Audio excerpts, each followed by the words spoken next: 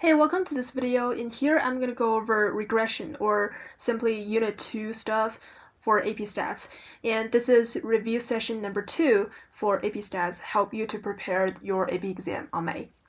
Okay, so jump right in. Graphical displays of bivariate quantitative data. So in the last video, which is Unit 1, we are basically talking about one variable data. Well, in here, we're going to focus on two variable data, and that's where it comes to scatter plot and regression lines, all of that things. So for a scatter plot, every time when we ask to describe it, we're going to focus on those four things: direction, form, strength, and context. So context is really important. You have to put all of your descriptions into the question. You can get the points. And the correlation and linearity. So correlation, also known as R, is a measure of how linear data it is. So remember, R is always between -1 and 1, and it can be equal to -1 and 1. If it's 1, then the scatter plot is the data is completely linear, linear. But if it's -1, then it's completely non-linear. For an LSRL, we use the formula right here. Y hat is equal to A plus BX. And the reason that we're using Y hat instead of Y is Y hat means predicted value for Y. So since all of our adjustments and measurements are based on our prediction, we cannot use Y, the actual Y. But we will have to use it when we want to find the residual. For the slope, y-intercept, those are all predicted. And predictions is very important. We can use it to find if the data has interpolation or extrapolation. So extrapolation just means outside range of data. So if extrapolation happens, then maybe our prediction will out of bounds, which means our prediction will be incorrect. And it's the opposite for interpolation. The residuals is actual minus predicted, which is y minus y hat. Coefficient of determination, also known as R squared, is the percent of variation in y that is explained by this model. So after we calculated a predicted y value, we will say, well, how many variance or how much variance can we explain by using the model that we just predicted.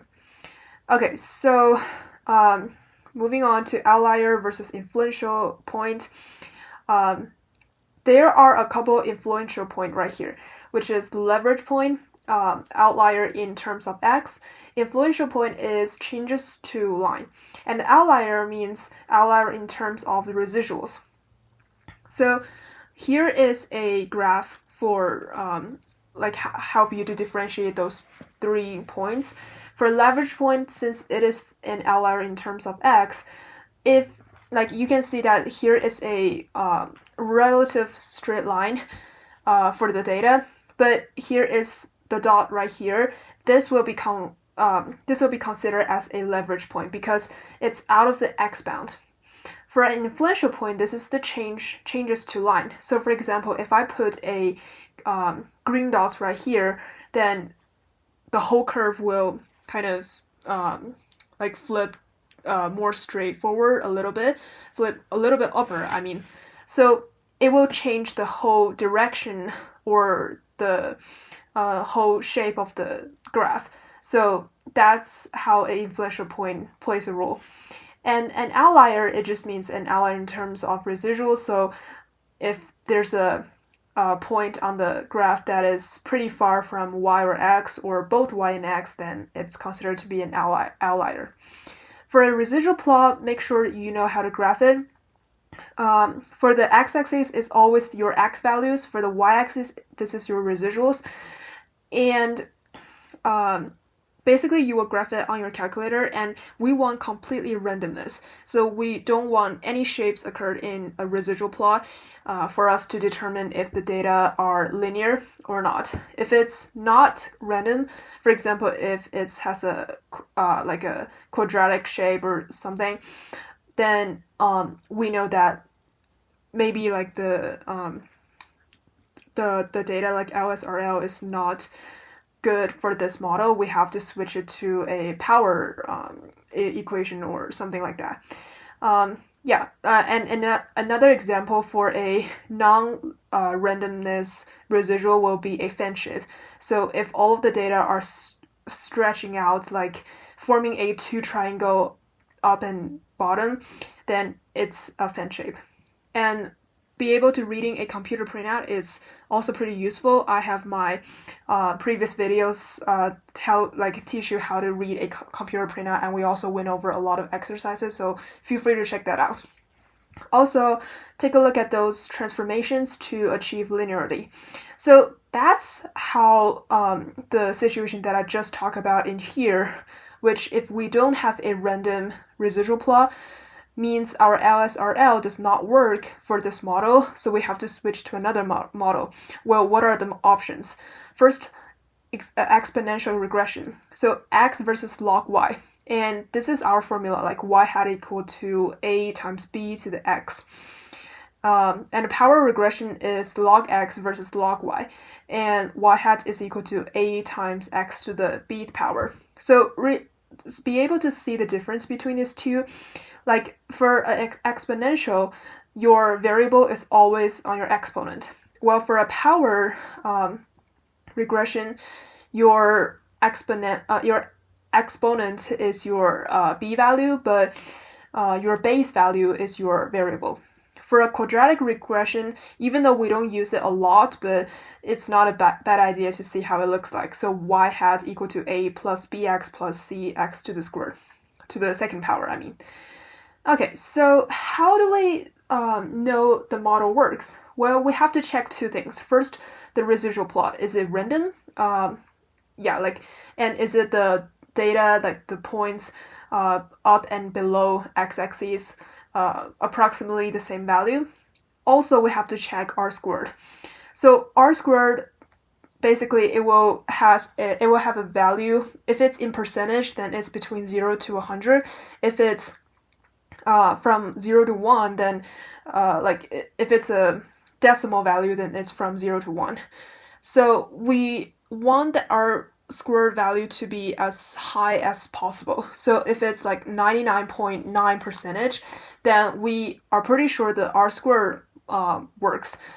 But if it's pretty low, then we probably doubt about that. And also knowing how to split the data.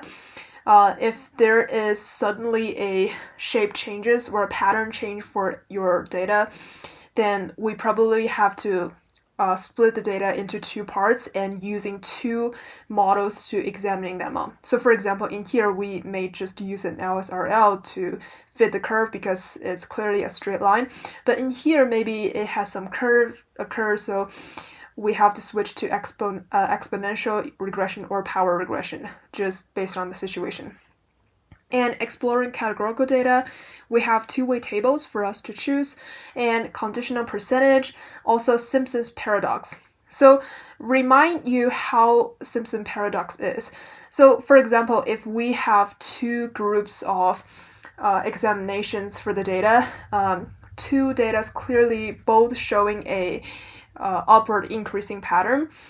So maybe you will say that the whole, like both of those two data are uprising. But if we want to see it in the whole picture, like we want to see the two groups, how it looks like on one curve, on one graph, I mean, then you can see that it's downward.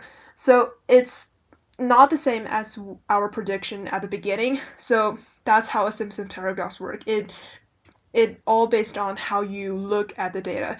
If you want to look at in parts or in whole picture, it will change your conclusion. So yeah, just make sure to know that. And that's all for this video. And I know like those videos will be short since that's my purpose, right? Like I don't want those review videos to be pretty long, but I also want to just touch on every point. So if you have any questions, please leave in the comments below, and feel free to check my playlist. It has all of the informations that I just talked about, and basically those are like all of them are in Unit 2 playlist. So thank you so much for watching. I hope you have a great day.